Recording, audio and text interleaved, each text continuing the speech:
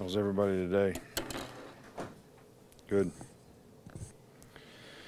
Well, you know, we continue to try to get our players to lock in and focus on the things they need to do to eliminate errors in execution that lead to negative plays, penalties, big plays on defense, guys not playing together. So this is something that we really tried to emphasize all week long with the players, and in some cases we've gotten a very good response. But in games like this, in weeks like this, in rivalry games, I'm never really satisfied with where we are. So we're being very encouraging to get better in terms of what we got to do. We want to finish our preparation so we can have the best chance to be successful against a very good Tennessee game, challenging conference game. Like I've said before, you know, rivalry games are always a little bit different. It really doesn't make any difference what your record is or what your stats are.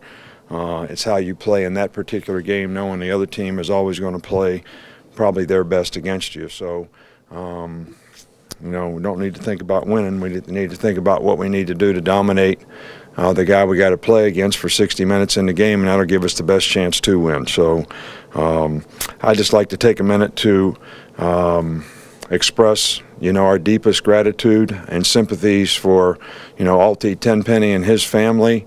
You know, Alti was a part of our family here and is special to a lot of people and good friends with a lot of our players. I did have the opportunity to visit with his mother today and express the entire university and our organization's condolences to, you know, their family, and our thoughts and prayers are certainly with the Alti and his family. You know, Ryan Kelly is making progress. He did practice a little today, did some things in practice, and mostly non-contact type stuff, but was able to move around, and we'll see how he responds, you know, to that tomorrow, and maybe he'll be able to do a little bit more. Start with Aaron here. Speak up, Aaron. We're having trouble with the microphone. Your outside linebackers have gotten some good pressures this year. I think they account for 30 of your total sacks on defense. How much do you think Tosh has played a role in that, helping kind of that unit as pass rusher? Well, you know, I think Tosh has been a really positive addition to our staff, you know, in a lot of ways. He's very positive, upbeat. Players like him. He's got a lot of energy.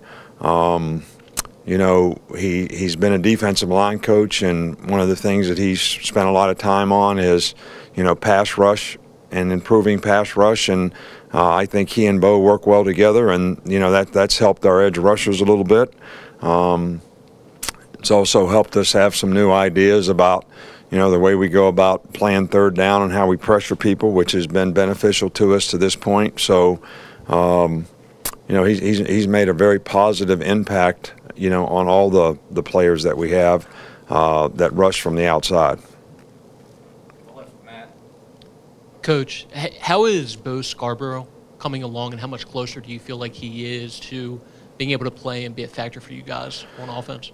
Well, Bo's getting better and better every week. You know, I see, you know, the speed coming back. I see the burst coming back. Biggest thing, you know, is we got to get him up to speed on knowing what to do, and you know, getting him enough reps in practice to get him ready to be able to play in a game. Although I do think he's ready to play in a game now. I do think he can make a contribution, and you know that's coming sometime soon. You know, we're trying to work him into special teams and get him up to speed on what he needs to do to be able to contribute there, because he would be a very good special teams player for us.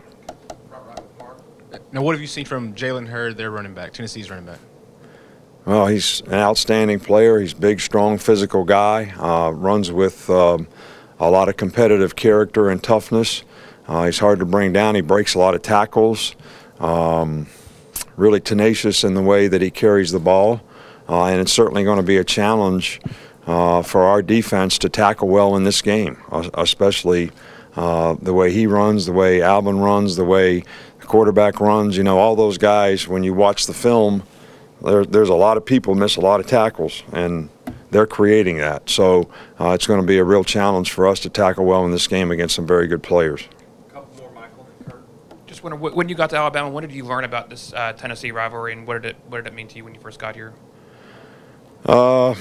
Well, you know, I always knew Alabama-Tennessee was a big rivalry. I mean, I think, you know, you kind of grow up knowing USC and UCLA is a rivalry, and Ohio State and Michigan's a rivalry, and you know, you kind of get the Alabama-Auburn. You kind of know Texas A&M used to be a rivalry. So, but you really know that, but you don't until you experience it firsthand. You really don't understand the magnitude because you're not really involved with the people who are involved in the game on both sides and what it means to so many people. You know, especially you know, some of the people that have been Alabama supporters for a long time because the history and tradition of this game that goes way back to some great coaches like Coach Bryant and some of the coaches that they've had at Tennessee. So I understand firsthand the importance of this game, and I'm hopeful that, you know, our team and coaches, you know, all understand it just like, you know, we need to be able to be motivated to play our best.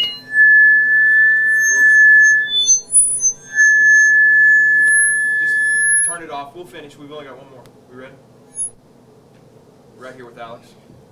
Nick, there was a stat that came out last week about Alabama's played 25 ahead of the A&M game, 25 games since 2007 against teams coming off byes, more than 10 more than anybody else in the country. When you hear that kind of stat, does that surprise you? What's your reaction?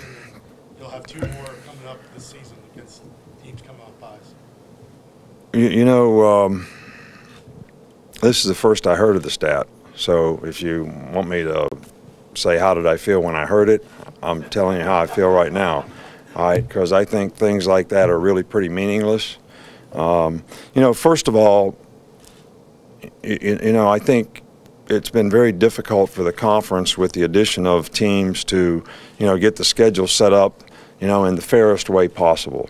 And I'm sure that everybody in the conference office tries to do that in the best, most equitable way that they can for all the schools and all the teams. So I don't question that at all. I don't even know, based on how our team has played coming off of bye weeks, you know, I don't even know sometimes how much a bye week is really beneficial. You know, I think that, you know, sometimes when your team is really playing well and you're on a roll and you're in a rhythm, that you just like to keep playing. And sometimes when your team is a little bit, you know, dinged up, beat up, tired, whatever you might call it, it's sort of a welcome, you know, change to have a few days where they can recover, recuperate, not practice quite as much, get some guys healthy.